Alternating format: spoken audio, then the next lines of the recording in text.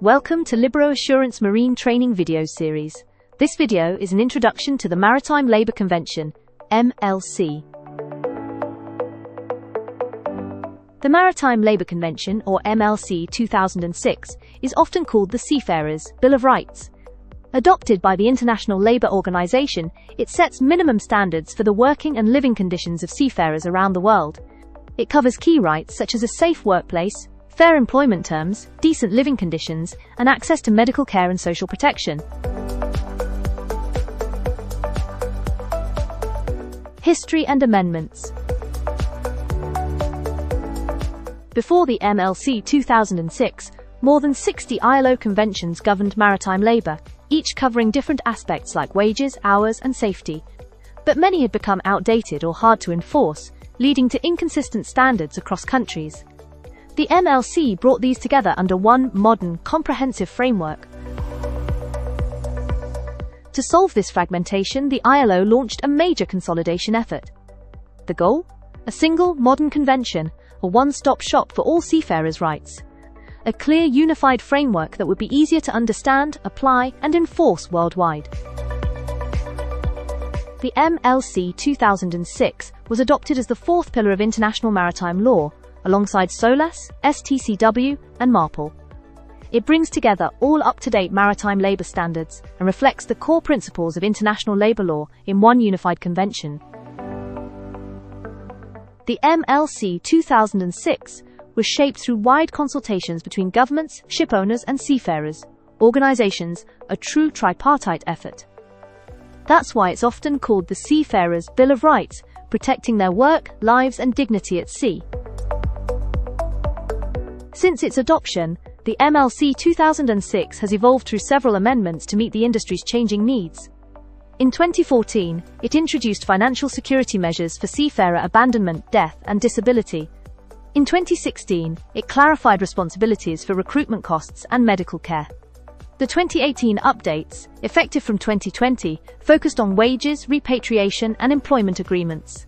The 2022 amendments, entering into force in 2024, expanded seafarers' rights in medical care, food, safety, and on-board welfare.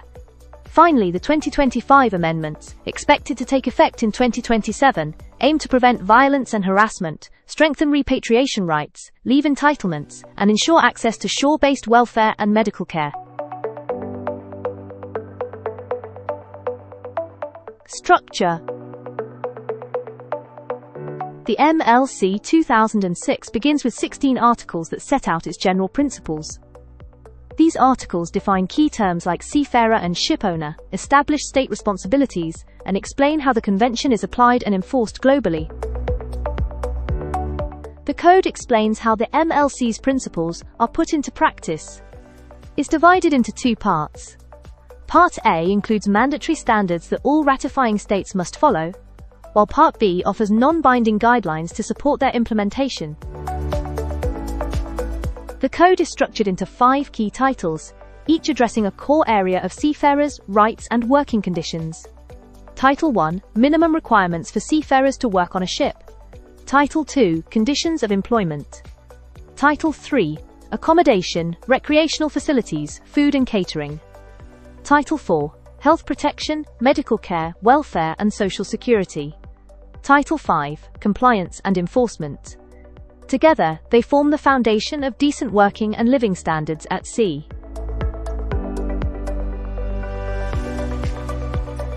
Application. The MLC 2006 applies to most ships in international trade and aims to ensure that seafarers on board are treated fairly under common and consistent global standards. The MLC 2006 applies to all commercial ships on international voyages, including cargo and passenger ships, offshore vessels, and specialized units like dredgers, tugs, and supply ships. The MLC 2006 does not apply to fishing vessels, warships, naval auxiliaries, or traditional ships like dhows and junks, whose design or operation doesn't align with the Convention's provisions. The MLC 2006 protects both seafarers and shipowners. Seafarers include anyone working on board from crew to catering staff, while shipowners are responsible for ensuring their rights, conditions, and welfare meet the Convention standards. Flag states are responsible for enforcing MLC standards on ships flying their flag through inspections and certification. Port states, on the other hand, can inspect any foreign ship entering their ports, even from non-ratifying countries, to ensure compliance with the MLC 2006. The 16 areas. The MLC 2006 identifies 16 areas essential to seafarers' rights and welfare. Let's take a closer look at each one in detail. 1. Minimum age. Set 16 as the minimum age for work at sea, while protecting those under 18 from hazardous or night duties to safeguard their health and development. 2. Medical certification. All seafarers must hold a valid medical certificate confirming their fit for duty, ensuring health, safety, and readiness on board. 3. Qualifications of seafarers. Seafarers must have the appropriate training and certification for their roles, in line with international standards like STCW. 4. Seafarers' employment agreements. Requires clear written contracts outlining wages, duration, and terms of employment, signed by both seafarer and shipowner for full transparency. 5. Use of licensed or regulated recruitment. Ensures private recruitment agencies operate fairly and that seafarers are not charged fees to secure employment. 6. Hours of work and rest. Limits maximum working hours and guarantees minimum rest periods to prevent fatigue. Seafarers should not exceed 14 hours of work in 24 hours or 72 hours in 7 days, with at least 10 hours of rest daily. 7. Manning levels for the ship. Ensures ships are properly staffed with qualified personnel. Shipowners must maintain sufficient crew to guarantee safe and efficient operations. 8. Accommodation. Set standards for seafarers' living quarters covering ventilation, lighting, heating, and space.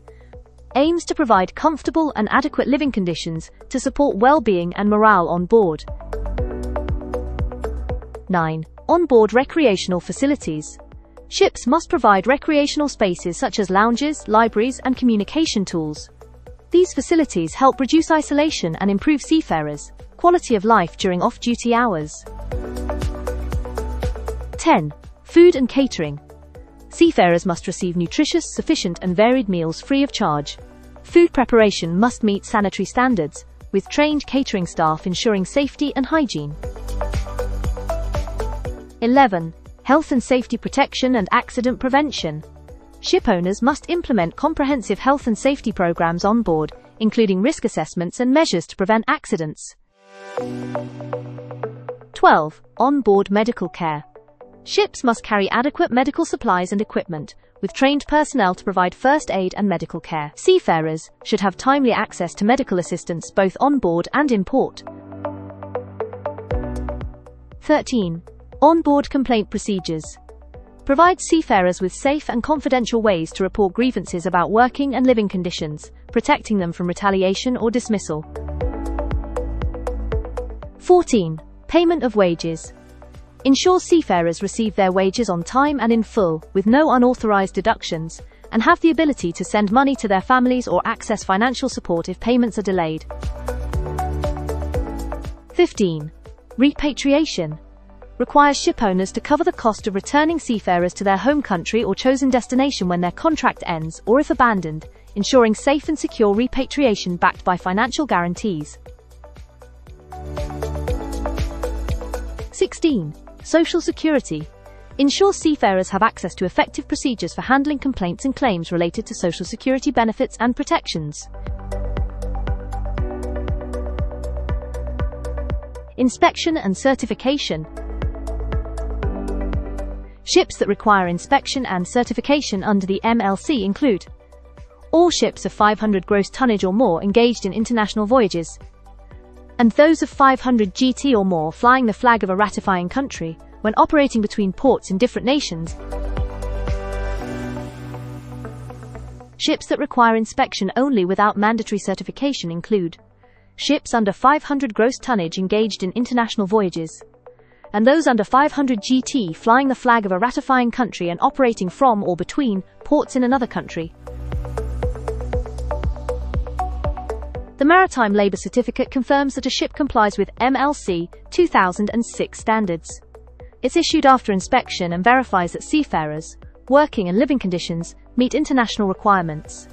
An interim certificate is valid for up to 6 months and cannot be extended, while the full-term certificate is valid for 5 years. The Declaration of Maritime Labour Compliance, or DMLC, is made up of 2 parts. Part 1 is issued by the flag state and outlines national legislation and regulations. Part 2 is prepared by the shipowner based on Part 1 and must be submitted to the flag state for approval.